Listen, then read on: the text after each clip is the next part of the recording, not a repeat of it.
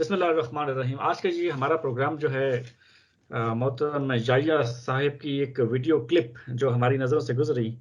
اور جس میں انہوں نے ایک چیلنج دینے کی کوشش کی ہے حضرت امام جماعت احمدیہ اصلاح پسند اور جماعت احمدیہ کے افراد کو، تو ہم اس کلپ کے اوپر جو ہے آج ڈسکس کریں گے۔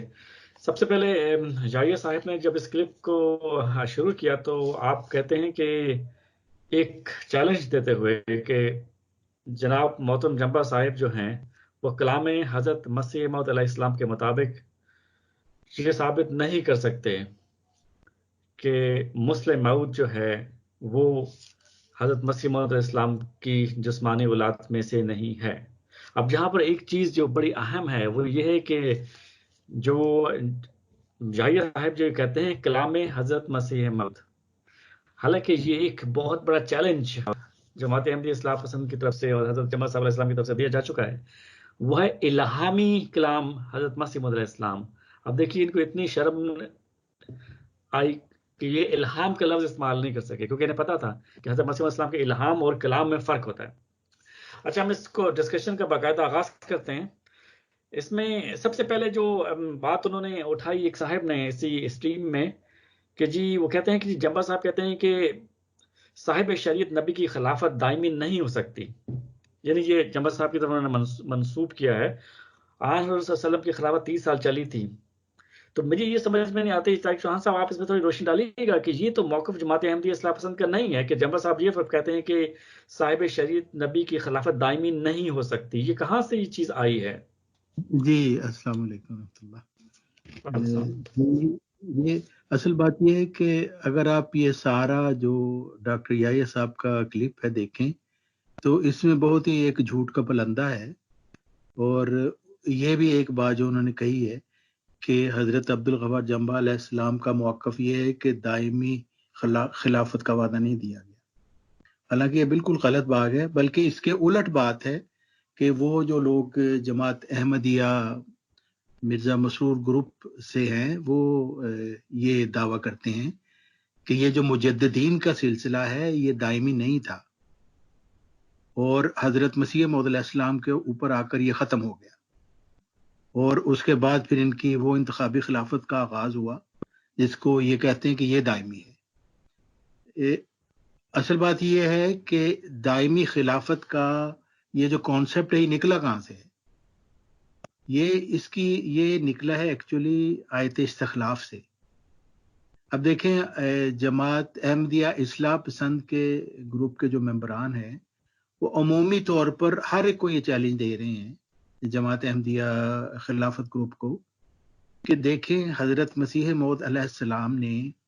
بڑا آسان فیصلہ کر دیا۔ حضرت مرزا مسرور صاحب فرماتے ہیں کہ جی میں آیت استخلاف کے مطابق ہوں اور مسیح کا 5واں خلیفہ ہوں۔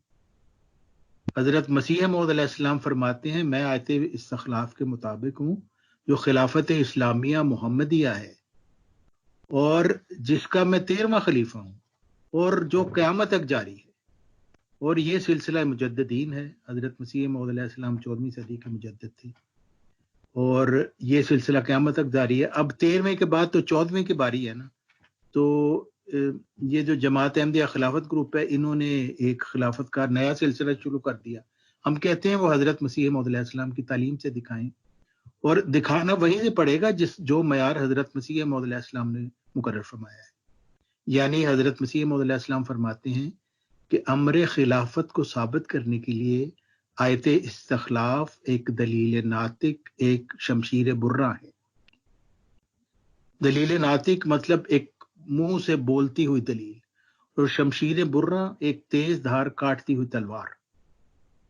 اور یہ جو حوالہ ہے یہ سر الخلافہ سے ہے، حضرت مسیح موعود علیہ السلام کی تصنیف سے۔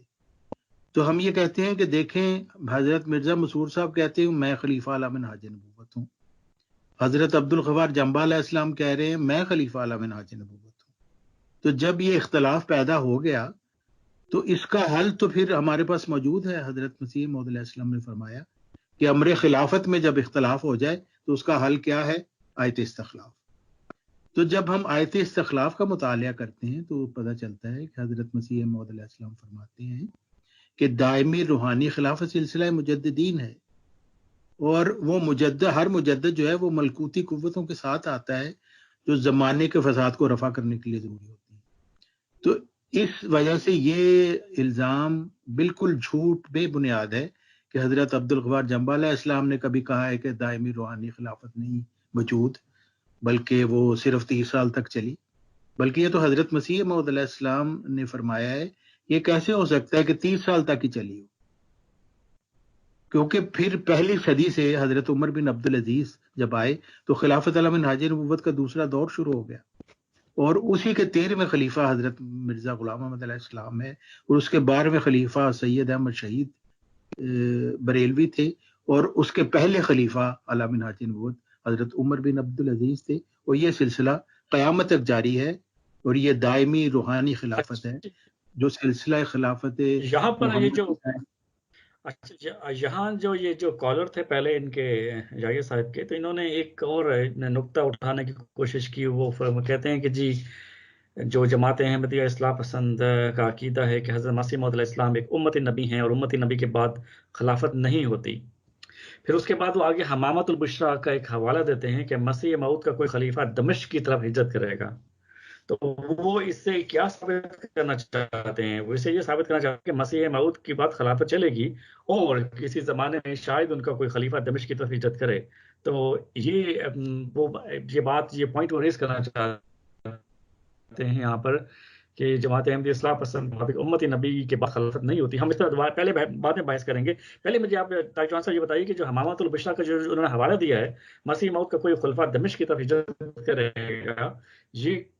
کس قسم کی خلفاء ہیں، یا مسیح موعود کے بعد کس قسم کی خلافت چلنی ہے، اس پر تھوڑی روشنی ڈالیے. پھر اس کے بعد میں محترم ملک شاہی صاحب کی طرف آؤں گا، اور اسی سلسلے میں اگر وہ کچھ مزید ایڈ کریں تو طارق چوہان صاحب کے بعد میں انہیں دعوت دوں گا. ڈاکٹر صاحب اگر آپ یہ جو حوالہ حمامت البشرا کا ہے اگر آپ اسے پڑھیں تو اس میں حضرت مسیح موعود علیہ السلام نے صحیح مسلم کی ایک حدیث کا ذکر کیا ہے. یعنی یہ جو جملہ ہے یہ حضرت مسیح موعود علیہ السلام کا اپنا نہیں ہے،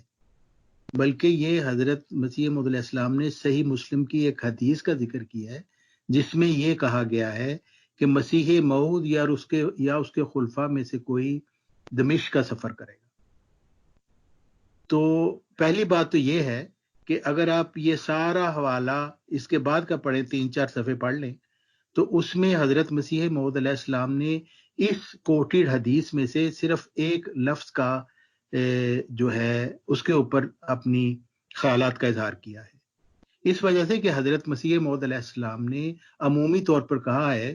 کہ مسیح اور مہدی کے متعلق جو احادیث ہیں نا وہ ساری کی ساری احادیث مجروح اور مخدوش ہیں.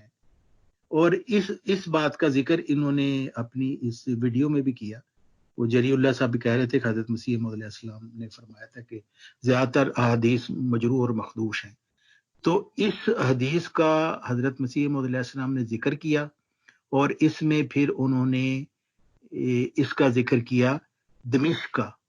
اور 4 صفحے اگلے پڑھ لیں اور اس کے بعد ساری کتاب بے شک پڑھ لیں، کہیں خلافت کا کہیں ذکر نہیں انہوں نے کیا کہ مسیح موعود کی کوئی خلافت ہوگی،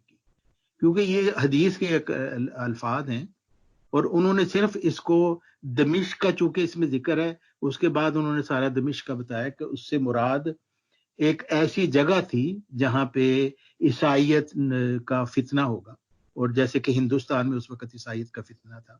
تو حضرت مسیح موعود علیہ السلام وہیں پہ آئے. تو انہوں نے دمشق سے ساری اپنی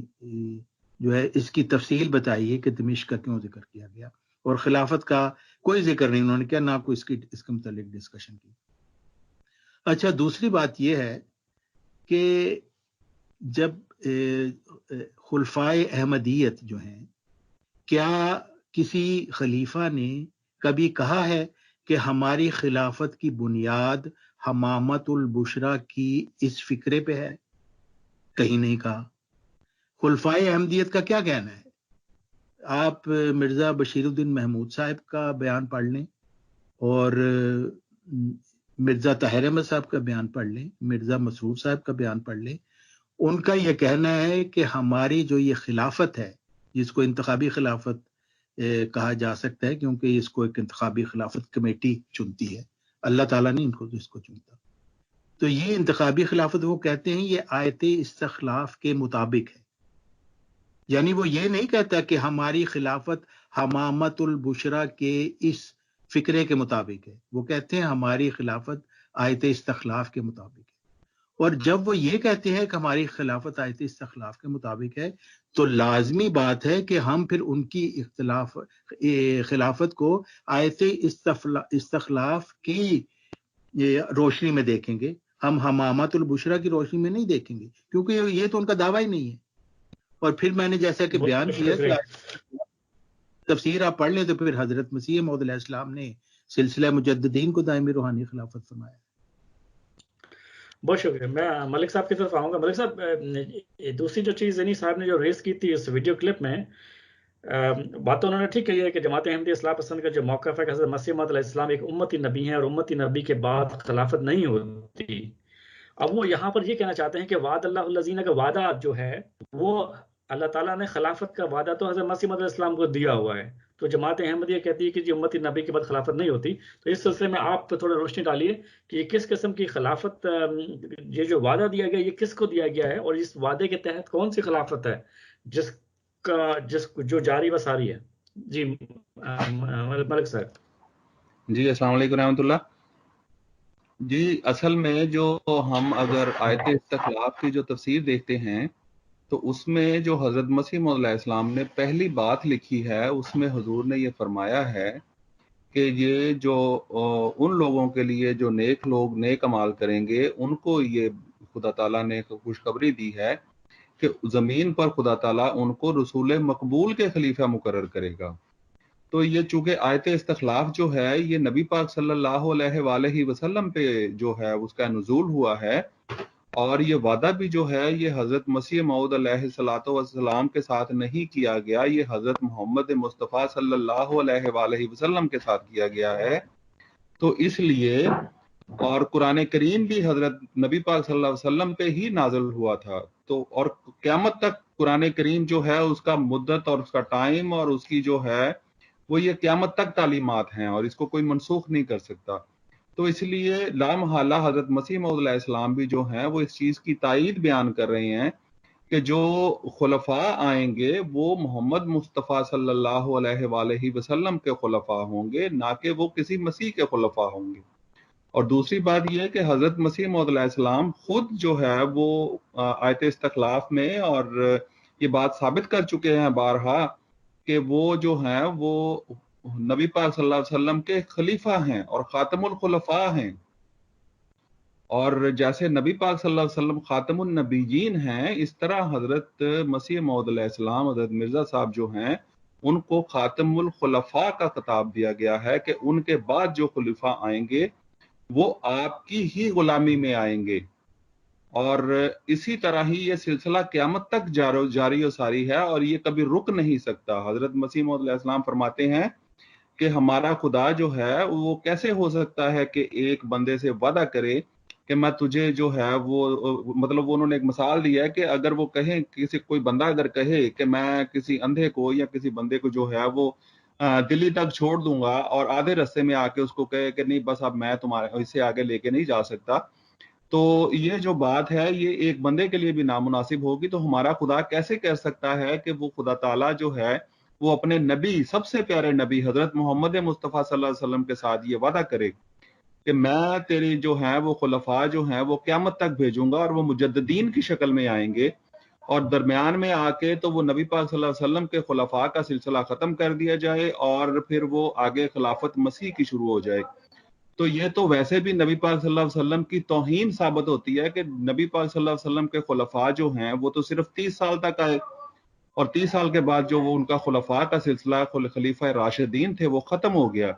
اور اس کے بعد مسیح ان کے جو ہیں وہ 4 راشد خلفاء جو ہیں جو ہم سارے اس پہ پوری امت مسلمہ جو ہے وہ متفق ہے کہ وہ حضرت علی پہ ختم ہو گیا۔